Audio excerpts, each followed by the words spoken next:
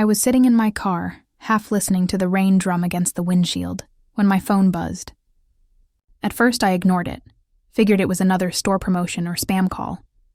But then it buzzed again, and this time it was a text from Mrs. Kelly, the neighbor I'd spoken to exactly once across the fence line of my new place. Hey, think someone's in your new place. Garage lights on. My stomach dropped. That house, my house, was supposed to be a complete secret. I hadn't told a soul. Not my coworkers, not my best friend, and definitely not my family. Especially not them. I stared at the message, my heart thumping harder with each second. A housewarming surprise was my idea. After years of being told I'd never amount to homeowner material, I'd planned to show the whole family I'd made it. But this wasn't the reveal I had in mind. I swiped over to my security app. The feed took a few seconds to load, longest seconds of my life. Then, it opened. The front camera showed the porch light glowing like a lighthouse in the fog. Nothing moved at first. Then the motion detection pinged. A blur crossed the living room. Someone walked straight through the entryway casually, like they belonged there. I gasped and zoomed in. It wasn't a stranger. It was my sister. Heather. She was inside my house, another motion trigger. Now someone else was in the kitchen. My brother Josh. Him too? Was this a joke? A third figure stepped in from the back deck, and the grainy overhead cam caught the unmistakable floral scarf my mother always wore when she was just dropping in. I sat frozen, the phone slick in my hands. I hadn't given them the address. I hadn't even updated my mailing records yet. How the hell did they get in? Heather opened my fridge like she lived there. Josh waved his phone around, shooting some kind of video. My mother sat on the armrest like she was claiming territorial rights. I blinked. This had to be a mistake, a prank, a dream. Then Heather said, clear as day thanks to the living room mic, "See? I told you she wouldn't even notice. She owes us anyway. She wouldn't have all this without us." Something inside me split. Shame, confusion, and fury twisted into a single cold realization. They weren't just visiting. They thought this was theirs. I gripped the steering wheel with both hands. And for the first time in years, I didn't feel powerless. I felt awake. I opened a new browser tab and typed in 3 words without hesitation. Changed. The locks. When I was 10, we drove past that house for the first time. I remember it like a photograph burned into my brain. Cherry blossom trees in full bloom, those towering iron gates, and windows that looked like they belonged in a movie. I'd pressed my nose against the backseat window and said, "One day, I'm going to live there." I expected smiles. Maybe even a "dream big, baby girl." Instead, Heather snorted. "More like you'll be cleaning the windows." My mom didn't even look at me. She was too busy rummaging through her purse for a lighter. Dad gave this short laugh, like I'd said something embarrassingly stupid in public. People like us don't live in houses like that. Be realistic, Nairobi. And that word, realistic, followed me for years. It was what they said every time I wanted more. When I told them I wanted to be the first in the family to go to college, Mom said, "College is for rich people, not us." When I got accepted on a scholarship, "Don't be naive. That'll run out and you'll be crawling back here by next winter." They didn't just discourage me, they cut the roots before anything could grow. I learned to stop talking about my wins because someone would flip them inside out. Heather always turned the conversation back to herself. Josh would say things like, "Well, you know she always had to prove something, and when I did succeed, it was dismissed. Every step forward wasn't an accomplishment. It was luck or a favor, or because someone probably felt bad for you." Even when I got my first job offer at 23 with a real benefits package, Mom waved it off. "It's a desk job, babe. Give it a minute. You'll quit like the others. No congratulations." Just reminders that I came from nothing and that I'd always return to nothing. But I didn't. I worked days and nights. Said no to every brunch, every birthday, every impulse purchase. Because I had that house in my head like a lighthouse cutting through every storm. One Thanksgiving, Heather was showing off her new car in the driveway. Everyone was applauding like she'd cured cancer. I had just finished paying off my last student loan, but when I mentioned it, Mom tilted her wine and said, You always think you're better than us now, huh? I didn't reply. I didn't defend myself. I just swallowed that old familiar bitterness they served every holiday and smiled through it. But the moment I circled back to that neighborhood a decade later, heart pounding as I saw the for sale sign swing beneath that same iron gate, I felt the weight of every sneer, every insult, every rolled eye. And I let it fuel me. No one knew it was that house. No one remembered. But I did. The little girl they laughed at in the back seat, she kept the receipt. I left home just after I turned 19. No big fight. No dramatic, I'm done. Just a quiet packing of my things over a few days while everyone else was too busy arguing over dinner or watching game shows to notice. There was nothing for me there. Not support, not peace, not love, at least not the kind that wasn't conditional. I moved out with 213 in my bank account, a second-hand suitcase with a broken handle, and one part-time job that barely covered gas. The day I left, nobody stopped me. Nobody offered money or a ride or even asked where I'd go. Heather told me, "You'll come crawling back." Josh said nothing, just laughed and shook his head like I'd failed before I even walked out the door. I couch-surfed at an old friend's apartment for a while, then rented a room in a stranger's house. The paint peeled, the bathroom light flickered like a horror film, and the heating barely worked in winter. But it was mine, and nobody screamed at me through the walls or compared me to someone better at the dinner table. During the day, I sold phone cases at a mall kiosk. At night, I took online courses on my busted tablet while eating instant soup and pretending it was a meal. I failed a lot at the start. Lost jobs, made mistakes. Cried myself to sleep more nights than I'd admit out loud. Meanwhile, my family only called when they needed something. If they needed help picking out a job outfit, I was suddenly the professional. If Mom had a utility bill she forgot to pay, I'd get a sudden, "Hey, sweetie," text. Not one birthday card, but plenty of guilt trips. I remember one winter I was sick and couldn't afford heating. I called my mom asking if I could stay for just 2 nights. Just 48 hours of warmth. She said, "I don't want you backtracking. You chose this path." That stayed with me. You chose this. Like wanting to escape a toxic house meant I deserved to freeze. But I didn't give up, and I didn't crawl back. Instead, I got strategic. I stopped trying to prove anything to them and started building something purely for me. I saved every spare dollar like it was oxygen, picked up extra shifts, turned down outings and shopping trips and cheap dopamine. I started tracking real goals, credit score up, debt down, resume longer. I got hired at a startup as a customer service temp.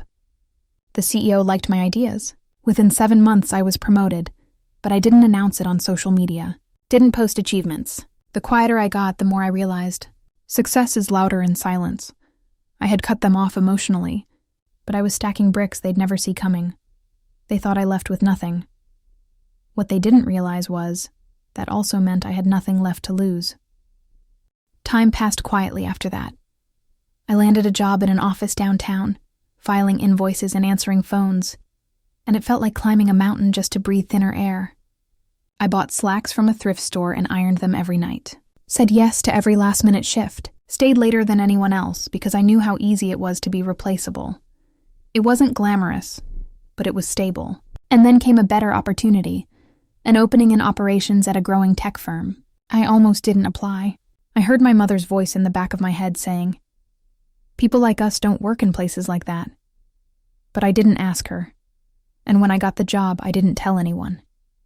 No celebration dinner, no group text. I kept that win to myself the way you tuck a $100 bill inside your sock, close, quiet, and impossible to steal. That job changed everything. Not overnight, but slowly, steadily. I went from sharing a 1-bedroom apartment to affording my own studio. From microwaving expired soup to grocery shopping without mental math. I didn't splurge on vacations or designer shoes. Every raise went toward 2 things: my emergency fund and the buried dream of that house. While I was grinding through 60-hour weeks and listening to audiobooks on investing, my family barely noticed I'd faded from their group thread, except when they needed something. One night, after I'd worked a 12-hour shift and was too exhausted to lift a fork, Heather messaged me. No hi, no context. Just, "Do you still have that air fryer you never used? Can I have it? Another time, Josh had the nerve to ask if I could spot him 200 for an emergency, but when I asked what it was, he ghosted me. The worst was Mom. When she did call, all sugar, all pretend sweetness, I knew there was always something waiting at the end of it. You never check in, Nairobi. So selfish. You used to care about family. Family? They only remembered I existed when I had something they could take. When my cousin Shannon got married, I didn't go. She and I used to be close, but over the years she clung more and more to Heather. My too-good-for-us reputation probably made me easier to leave behind. The day after her wedding, I saw photos all over Instagram. Smiles, speeches, glasses clinking. I wasn't just missing, I was omitted. In one comment thread someone wrote, "Was Nairobi there?" And someone, probably Heather, replied, "She's practically a stranger now. Too busy for us." A few likes under that gave me my final answer. I wasn't part of their world anymore. They didn't want me in it unless I was a seat filler, a resource, or a punchline. After that, I stopped responding altogether. Blocked who needed blocking. Muted the rest. In public, I was polite. Online, invisible.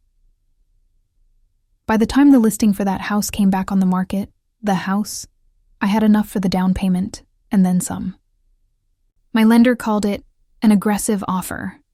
I called it closure. Everything I gave up, starved for, and stayed quiet through was leading to that gate, that door, that deed. I made the offer. Went under contract, and not once during the entire joyful chaos of closing did a single family member call, message, or ask, "Where have you been?" Not once, and honestly, I was glad. I held the keys in my palm like they weighed 1,000 pounds. Standing alone in the foyer of that house, my house, I thought I'd burst into tears, but instead, there was silence. Long, ancient silence, the kind that cracks open something buried deep. The floors had been refinished, the brass fixtures polished, but it was still the same place I had once seen from the backseat window as a little girl. I remembered pressing my fingers to the glass and wondering what kind of people got to live lives that big. And now, somehow, I was one of them. It still didn't feel real. The offer had gone through in less than 2 weeks. I'd used a real estate lawyer not even from my state, filed the paperwork under an LLC with no traceable name, and when the time came to sign final documents, I asked the notary to meet me at a coffee shop 30 miles out of town, just in case. Call it paranoia, call it trauma, but I knew what even a hint of this would do to my family. The begging, the manipulation, the guilt. So I stayed quiet. No Instagram post, no moving trucks. I scheduled all the work, cable, paint touch-ups, appliance deliveries, during work hours, and made sure I was always the one who signed for everything. I memorized the schedule of the neighbors to avoid chatter, even parked 2 blocks away just in case someone happened to drive by and notice my car. The plan was this: wait until the family reunion. Show up modest, smile through dinner, then invite everyone for dessert and lead them to the gates. One dramatic reveal, one open door, a symbol of everything they said I'd never be. I wasn't doing it to flex. Not entirely. Part of me just wanted proof. Proof that I'd made something of myself. That I wasn't the lost cause, the too sensitive, the one who'd ruin her life running from her roots. But I wanted to do it on my terms. When I was ready, that's why when Mrs. Kelly texted me about lights being on, it shredded something deep. At first, I thought maybe it was a glitch, or maybe one of the contractors had doubled back, but I hadn't booked any for that day. And then when I saw the footage, when I watched them walk through those doors, Heather laughing like it was a vacation rental, Josh pouring a drink as if he paid the water bill, it felt like someone had stolen not just my space, but my voice. This wasn't just a home. This was a piece of my past I had wrestled from the jaws of generational neglect, and they had wandered in like squatters, worse, like they deserved it. All of that secrecy. All of that effort to give myself even one space that felt fully mine. And they still found a way in. No knock, no text. No permission, only assumption. They assumed I owed them access. That success, mine, belonged to the collective us they'd abandoned me from years ago. I stared at the footage again and again, my thumb trembling as it hovered over the replay button. And slowly, something colder than anger settled into my body. This wasn't about proving anything anymore. This wasn't about surprising anyone. It was about reclaiming the thing they would never understand. Boundaries, respect, ownership. They decrossed a line, and now it was my turn to set one they couldn't walk past. The first thing I noticed was the sound. It was faint through the security app, but unmistakable. Laughter. Not shocked or nervous laughter. Not even the guilty kind. It was casual, carefree, like people enjoying themselves at a housewarming party, except no one had been invited. Especially not these people. There, on the playback screen, was my mother strolling through the hallway, staring up at the chandelier like she was touring a museum. Heather trailed behind her, sipping from a wine glass I hadn't even unpacked yet.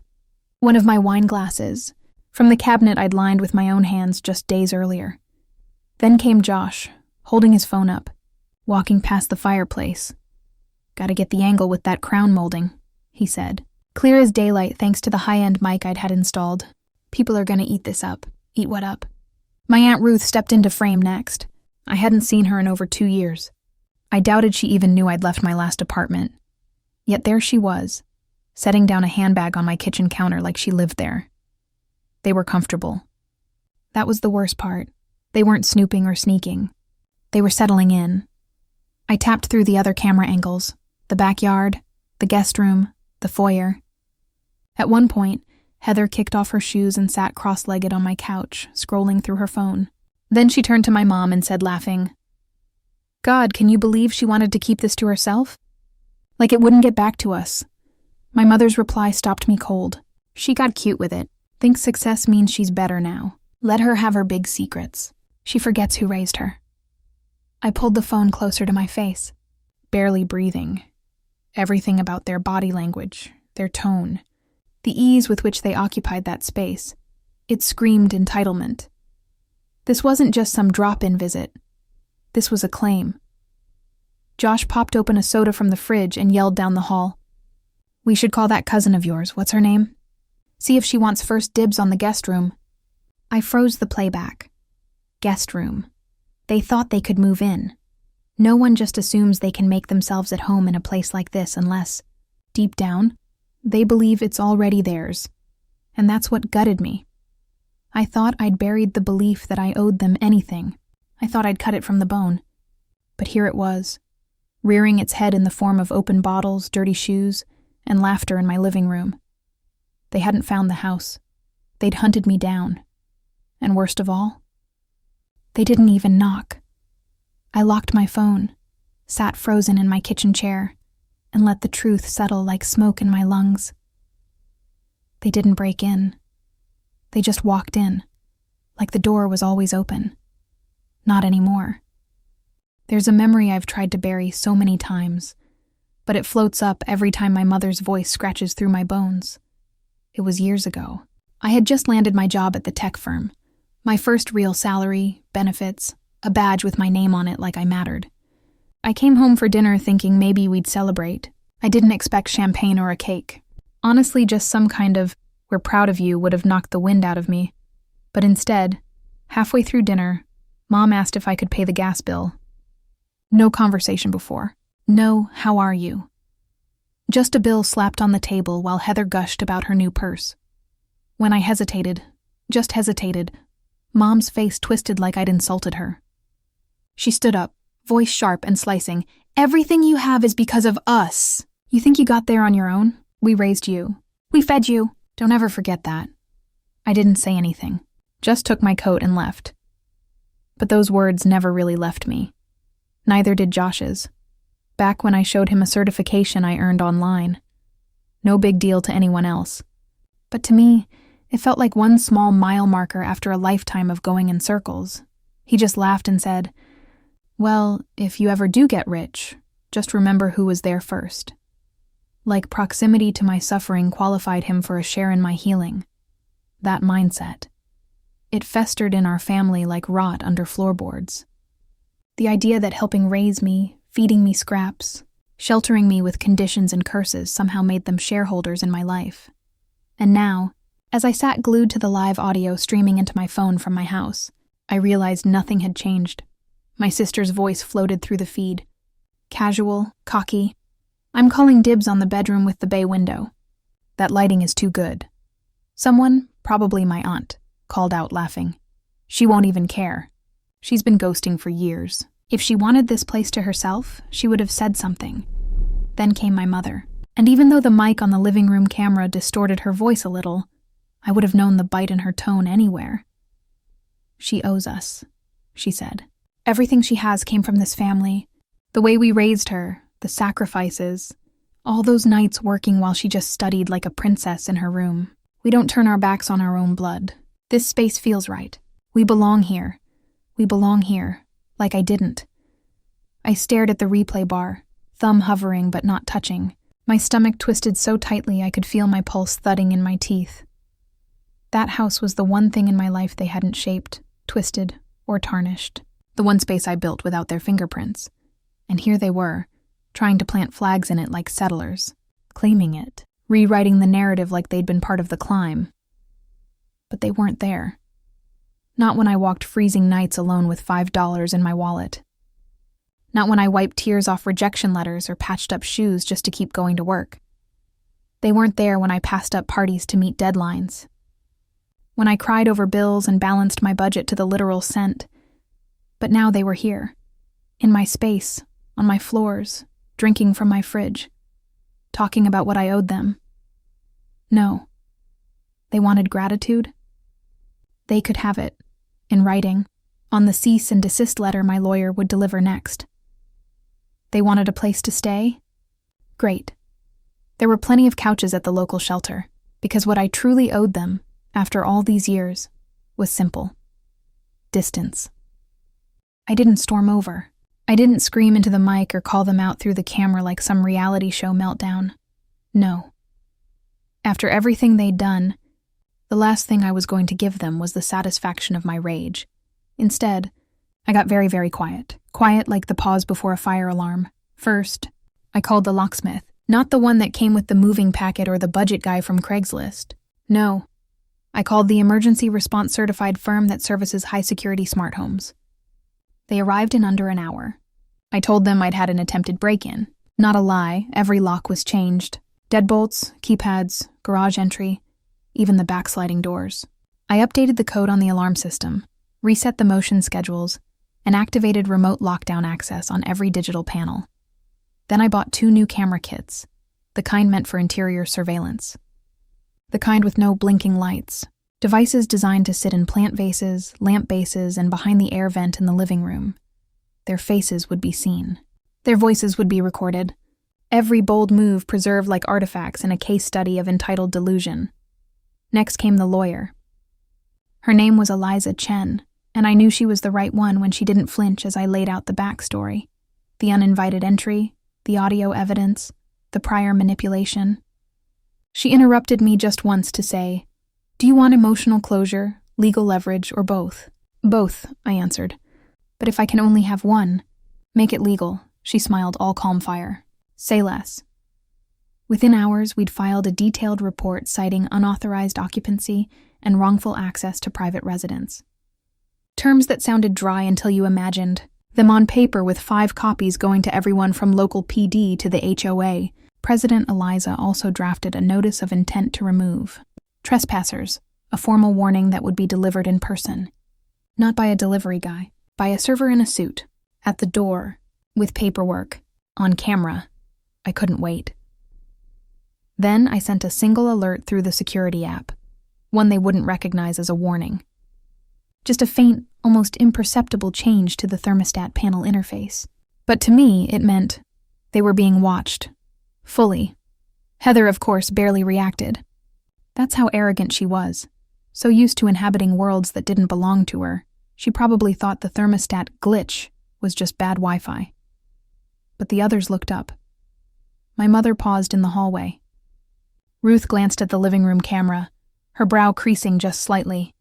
Josh even said, "Did the lights just flicker?" I smiled from my end of the app. Let them feel it. Let the space itself start turning on them. I didn't want to be the one yelling anymore. I wanted to be the one pulling strings from behind silk curtains. Every step I took was surgical now. Not desperate, not emotional, efficient, precise. For years, they'd taught me that control was selfish, that silence meant submission. But now, I understood what silence actually was. Power. And the best kind of power is the kind that doesn't announce itself until it becomes absolutely undeniable. This wasn't about teaching them a lesson. It was about showing them that the door they so casually walked through was already being shut behind them. It was raining that morning, the same way it had been the day Mrs. Kelly first texted me. But this time, I wasn't in my car debating whether to cry or scream. This time, I had company. 2 officers rode behind me in the patrol car, both calm, both professional. I had handed over the paperwork, Eliza's formal report, the legal warning served the night before, and the digital security logs that tracked every unauthorized hour my family spent inside a home they didn't own. There was no siren, no flashing lights, just a quiet effort to preserve dignity that, quite frankly, they hadn't earned. When we pulled into the driveway, my mother's silver SUV was still parked sideways along the curb, like she expected valet to move it later. Heather's little red coupe was half up on the lawn. Ruth's license plate, as always, read fancy meat. None of them had left. Inside, they were still lounging as if they'd signed the deed. I unlocked the front door with one tap on my phone, and the moment it clicked open, I stepped through like I had been living there for a decade straight. My presence was quiet, but it hit them like thunder. Josh was the first to react. He jumped off the couch fast, phone flying from his hand. "Whoa, Nairobi? What are you doing?" Heather straightened up in slow motion, wine glass still dangling in her fingers. "You said we could visit," she said, voice already rising, already molding fiction. "I never said that," I replied evenly. I didn't even look at her. I turned toward the officers and nodded gently. "That's them. You can process the paperwork now." My mother stood. She always had a slow way of making drama feel like authority. "I cannot believe this," she said, stepping forward. "You call the police on your own family?" "No," I corrected, pulling my phone out and tapping the feed icon. "I called the police on trespassers, which you clearly are." I turned the phone screen to show the footage from 48 hours prior.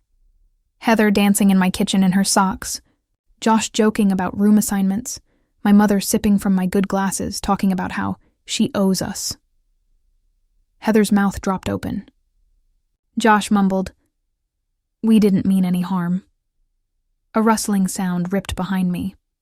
The second officer had stepped away to radio in the next steps. The first officer gestured courteously toward the hallway. "We need you all to gather your personal belongings and step outside. You're currently occupying private property without permission, and there's formal notice to vacate on record," he said, emotionless. Ruth stood up like she was about to give a speech. "This is family business. You don't know the history." I leveled my gaze at her for the first time. "The history? You mean the part where none of you asked where I went for 3 years straight? Or the part where you brought your wine-sipping selves into a home you never paid for and talked about claiming rooms like I was some kind of afterthought?" Josh moved toward the hallway, mumbling something about grabbing his charger. He picked up my iPad from the side table. "Put it down," I said sharply. My voice didn't shake, didn't falter. "Everything in this house is mine. Bought, earned, protected. You don't get to take anything from here. Not an apology, not a memory, and definitely not a charger." He looked at the officers, maybe hoping someone would say I was being dramatic. No one did. My mother stepped to me again, this time with a voice that grated from somewhere between insulted and betrayed. "You think you're better than the people who raised you?" I breathed in. 2 seconds, then looked her directly in the eyes and said, "Everything you left me with was empty promises and louder disappointments. This place?" I raised my hand to the high ceilings, to the chandelier she once told me only rich folk deserved. "This was built by my absence from you." She didn't respond. Couldn't. They were all silent now, looking around like the walls themselves were judging them. The officer motioned again, and one by one they began to file out. Josh first, then Ruth, then Heather with an Oscar-worthy eye roll.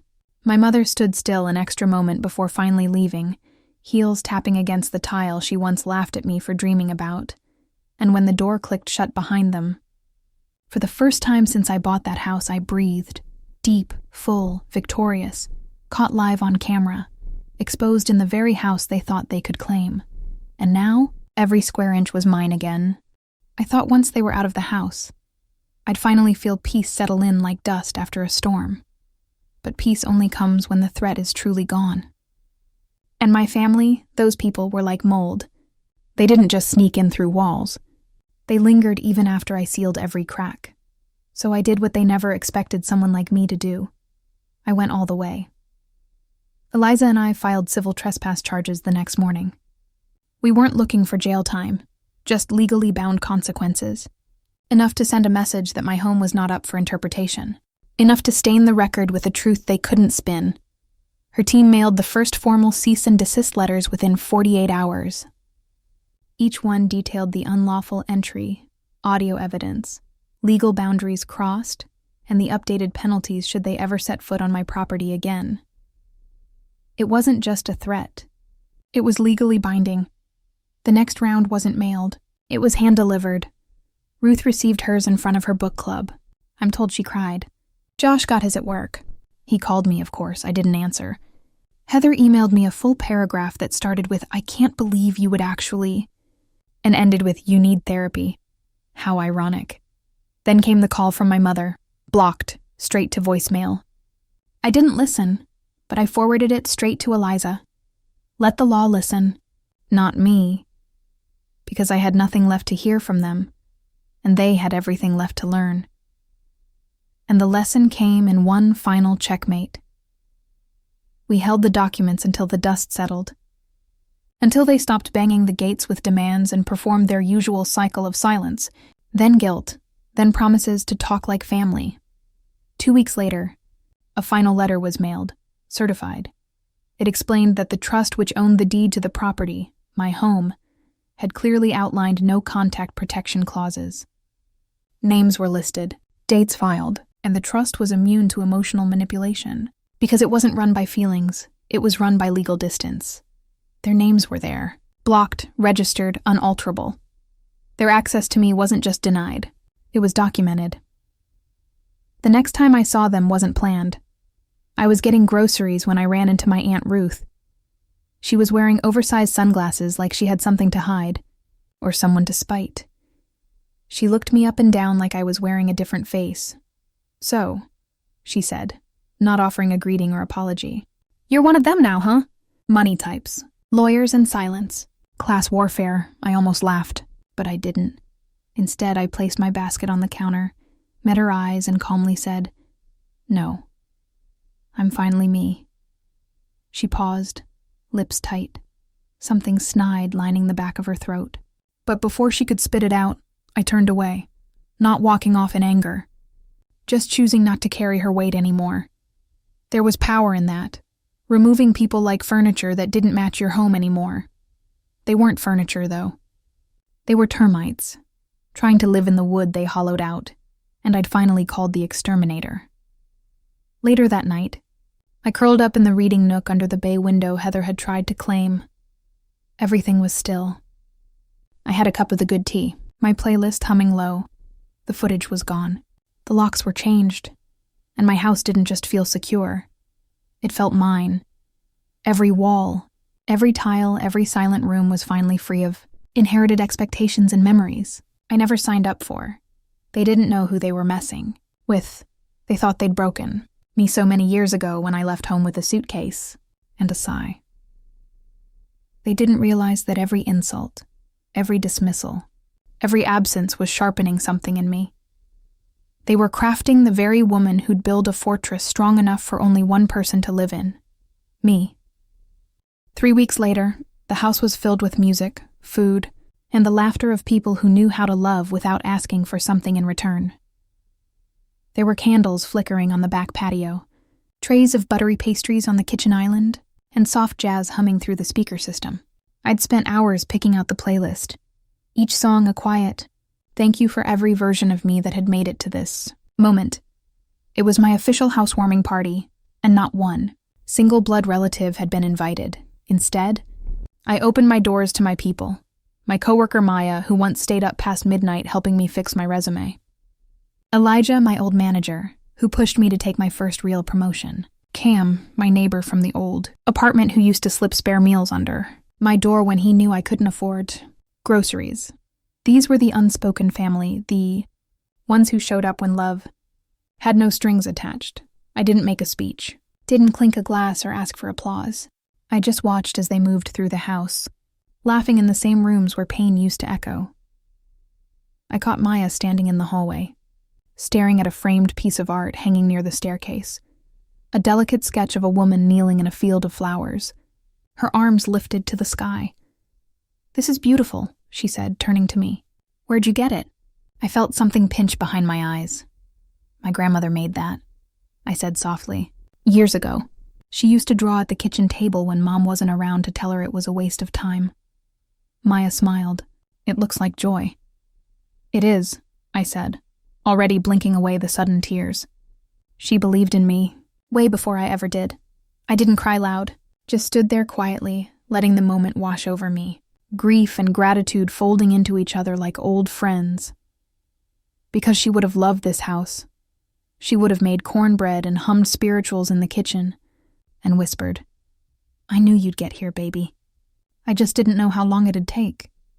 Someone else called my name from the next room, and I smiled, wiping my cheek with a napkin before anyone else noticed. Later, while refilling glasses in the living room, a friend pulled me aside and asked gently, "Hey, is your family coming by later?" I just smiled like it was the most comfortable secret in the world. They already did, and I left it at that. The day after the party, I woke up late for once, sunlight warming the edge of my comforter, the air still scented with candles and good memories. I padded downstairs barefoot, still in my robe, made coffee, and opened my laptop. And there it was, my inbox, flooded, 23 unread messages. All familiar names. The subject lines read like chapters of a book I stopped reading a long time ago. "Please call your mother. You didn't have to take it this far. Family means forgiveness. Remember that. You really embarrassed us. Your father would be ashamed." I clicked on the first. Heather. Her message started warm, asking how I was, congratulating me on finally making it. But somewhere around paragraph 3, the compliments twisted into guilt. "If it wasn't for the way we were raised, if Mom hadn't been hard on you, would you have even had the drive to succeed?" She wrote no apology, just reframed credit, then one from my mother. It was short, cold. "You got your house. Hope it comforts you when you're alone. Someday." I scrolled to the next. Josh, he wanted to talk like adults. Said he was willing to move on if we could revisit the trust details. As if there was a version of this life where we shared it. Didn't reply to any of them. I didn't even finish reading the worst of them. Instead, I clicked out of my email, closed the lid of my laptop, and carried my mug outside to the backyard, the one I designed myself, stone by stone, flower by flower. The grass was soft, the sky clear. The air didn't belong to anyone else's expectations. I sat there in total silence, just listening to the wind and the occasional chirp of a bird. No yelling. No guilt. No pounding on doors or sighs behind thin walls, just me. In the home they said I'd never earn the peace they thought they could ruin, and I didn't need a reply when I already had everything they'd tried to keep from me.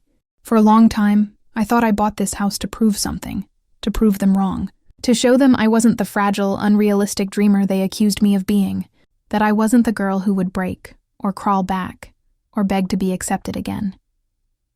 At first, every room I designed felt like a response to their insults. Every tile, every light fixture, every carefully chosen color whispered, "Look at me now," and I won't lie, it felt good. The day I stepped through the front door with the keys in hand, and no one to thank but myself, that satisfaction filled every crack they'd left in me. But something changed. Somewhere between locking them out and letting peace in, between hosting the people who chose me and ignoring the family that didn't. Something shifted. I realized I didn't feel victorious when they were gone. I felt whole. Because this house isn't a trophy. It's not proof to wave under someone else's nose. It's Air I can finally breathe. It's silence I don't have to tiptoe through. It's safety that doesn't come at the cost of shrinking myself. I bought this house thinking it was the final word in an argument I never started, thinking it would be the loudest "I told you so" of my life. But when I sat on the patio, alone that quiet evening after the party, when the lights twinkled beneath the trees and not a single name from my past crossed the threshold, I realized this wasn't about them. It never was. I didn't build this life to settle a score. I built it because I was finally ready to believe I was worthy of something beautiful. All those years living in scarcity, of money, of affection, of praise, they taught me to expect less, to never want too much, to feel guilty when I reached for more. But I don't carry that guilt anymore. What I carry now is freedom.